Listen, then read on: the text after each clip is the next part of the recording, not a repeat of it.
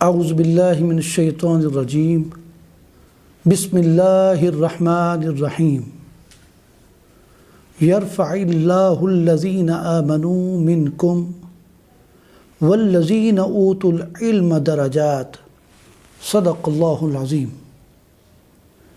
سامعین محترم، کسی بھی قوم یا معاشرے کے لیے علم ترقی کا ضامن ہے،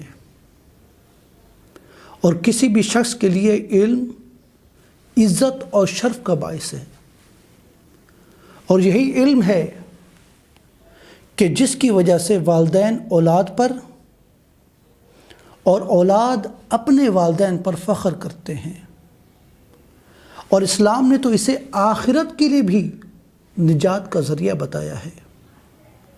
چنانچہ حدیث پاک میں ہے کہ حضور اکرم صلی اللہ علیہ وآلہ وسلم نے فرمایا، من سلک طریقا یبتغی فیہ علما سہل اللہ لہ طریقا الی الجنہ، یعنی جس شخص نے علم حاصل کرنے کے لیے سفر کیا،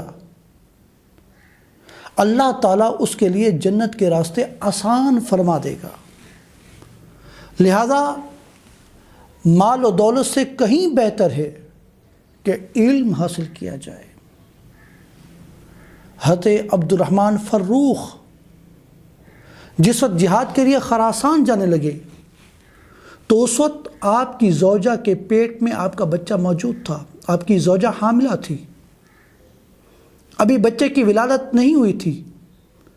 حضرت عبد الرحمن فروخ اپنی زوجہ کو 30,000 دے کر وہاں سے روانہ ہو جاتے ہیں۔ 27 سال تک آپ جہاد کرتے رہے، اور جب 27 سال بعد واپس مدینہ پاک میں لوٹ کر آئے اور اپنے گھر کا دروازہ کھٹکھٹایا تو دروازہ آپ کے شہزادے نے کھولا۔ اس نے دیکھا کہ ایک شخص فوجی لباس میں ہاتھ میں نیزہ لیے کھڑا ہے۔ آپ کے صاحبزادے نے اپنے والد کو نہیں پہچانا، اور نہ ہی عبد الرحمن نے اپنے بیٹے کو پہچانا، کیونکہ اس سے پہلے کبھی بھی ان دونوں کی ایک دوسرے کو ملاقات نہیں ہوئی تھی، ایک دوسرے سے ملاقات نہیں ہوئی تھی۔ اس نوجوان نے عبد الرحمن سے پوچھا کہ آپ کون ہیں؟ مگر عبد الرحمن فروخ نے اس نوجوان کو جواب دیے بغیر گھر میں داخل ہونے لگے۔ تو اس نوجوان نے سختی سے جب عبد الرحمن کو روکا تو عبد الرحمن نے اس نوجوان پر نیزہ تان لیا اور للکار کر کہا، یہ میرا گھر ہے، یہاں تیرا کیا کام؟ جب ان دونوں افراد کا شور پڑوسیوں نے سنا تو پڑوس سے عبد الرحمن کے گھر کے باہر لوگ جمع ہو گئے، اور ان لوگوں میں امام مالک بھی تھے۔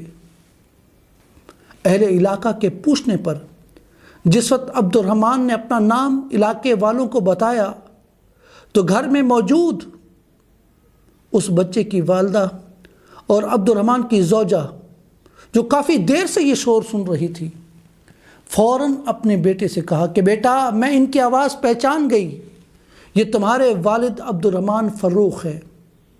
یوں سارے علاقے والے چلے گئے تو باپ بیٹے دونوں گلے مل کر خوب روئے اور پھر گھر میں داخل ہوئے۔ عبد الرحمن فروخ جب اطمینان سے بیٹھ گئے تو انہیں اپنے 30,000 دینار یاد آئے، تو انہوں نے اپنی بیوی سے ان 30,000 دینار کا مطالبہ کیا۔ تو انہوں نے کہا، یعنی کہ آپ کی بیوی نے کہا، آپ اطمینان کریں، میں نے انہیں ضائع نہیں کیا۔ اتنے میں اذان ہوئی تو آپ کے صاحبزادے پہلے ہی مسجد چلے گئے اور عبد الرحمن فروخ بعد میں۔ جب نماز ہو چکی تو عبد الرحمن نے دیکھا کہ درس شروع ہو رہا ہے، اور بہت بڑی تعداد میں لوگ اس حلقہ درس میں شامل ہیں، اور درس میں شریک ہونے والے افراد بہت نورانی چہرے والے ہیں، اور اس میں ہر عمر کے افراد شامل ہیں، اور جو شخص درس دے رہا ہے اس کی ٹوپی تھوڑی اونچی ہے، اور وہ جان بوجھ کر سر کو جھکا کر اپنے چہرے کو عبد الرحمن سے چھپانے کی کوشش کر رہا ہے۔ عبد الرحمن فروخ کو شک ہوا تو انہوں نے پوچھا کہ یہ درس کون دے رہا ہے؟ تو ساتھ بیٹھے ہوئے شخص نے کہا یہ ربیعہ بن عبد الرحمن ہیں۔ جی ہاں سامعین، یہ وہی ربیعہ ہیں جو ربیعۃ الرائے کے نام سے مشہور ہیں۔ یہ وہی ربیعہ ہیں جو امام مالک اور امام حسن بصری رحمۃ اللہ تعالی علیہما جیسے ائمہ کے استاد ہیں۔ جیسے ہی آپ کے والد نے سنا اور دیکھا کہ ان کا بیٹا امام حسن اور امام مالک جیسے بڑے ائمہ کرام کو درس دے رہا ہے، حالانکہ آپ جانتے نہیں تھے کہ امام مالک اور امام حسن بصری کو، لیکن پھر بھی آپ نے اندازہ لگا لیا کہ بہت نورانی اور بہت علم والے لوگ آپ کے درس میں موجود ہیں، تو آپ کی آنکھوں سے خوشی کے آنسو جاری ہو گئے اور آپ کی زبان سے نکلا لقد رفع اللہ ابنی، اللہ تعالیٰ نے میرے بیٹے کو بہت بلند مقام عطا کیا ہے۔